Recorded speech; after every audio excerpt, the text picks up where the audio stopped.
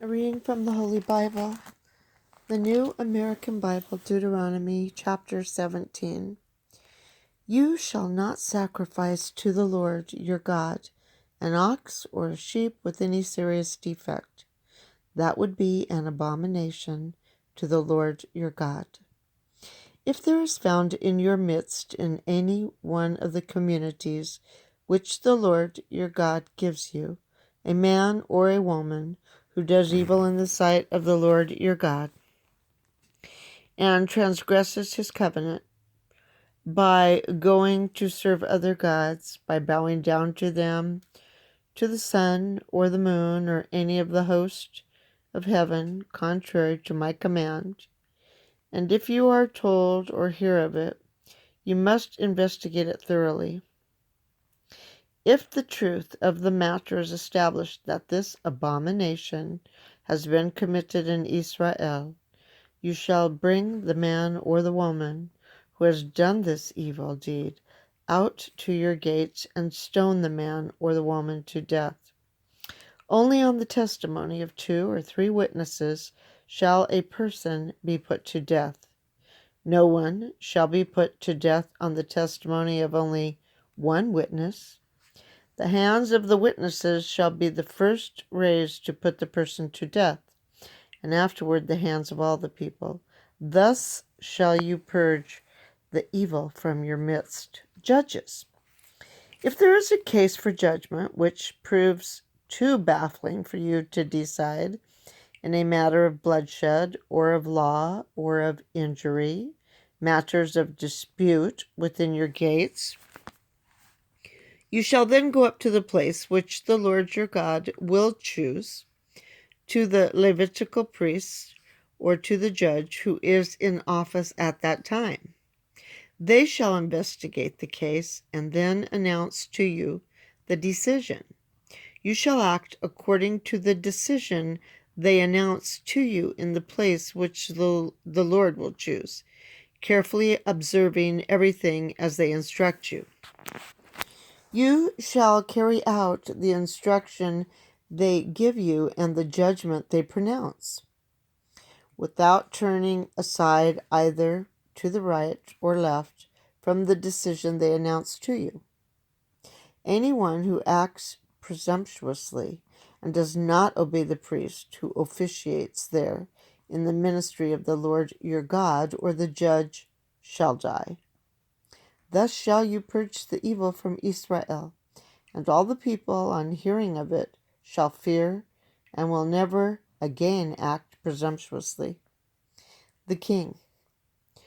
When you have come into the land which the Lord your God is giving you, and have taken possession of it and settled in it, should you then decide, I will set a king over me like all the surrounding nations, you may indeed set over you a king whom the Lord your God will choose.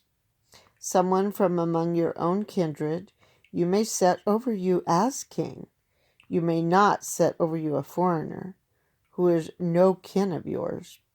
But he shall not have a great number of horses, nor shall he make his people go back again to Egypt to acquire many horses.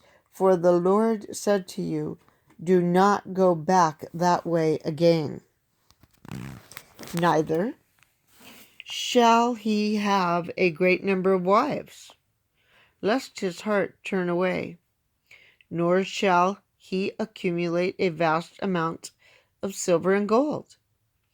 When he is sitting upon his royal throne, he shall write a copy of this law upon a scroll from the one that is in the custody of the Levitical priests.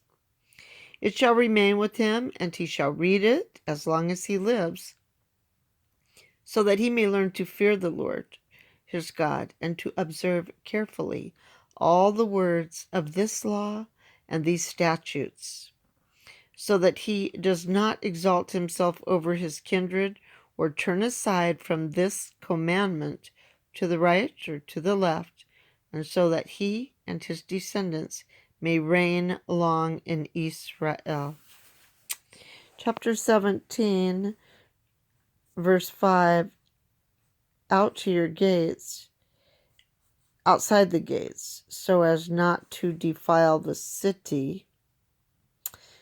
Verse 12, the priest, the high priest, the judge, a layman. The court system here involving lay and priestly officials resembles the one whose establishment is attributed to King Jehoshaphat in 2 Chronicles 19, 8 through 11.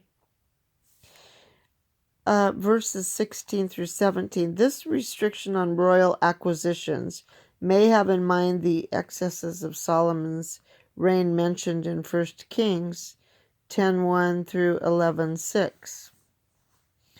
It certainly reminded me of it. Horses, charity for war. Egypt engaged in horse trading, and the danger envisioned here is that some king might make Israel a vassal of Egypt for military aid. Verse 18, a copy of this law.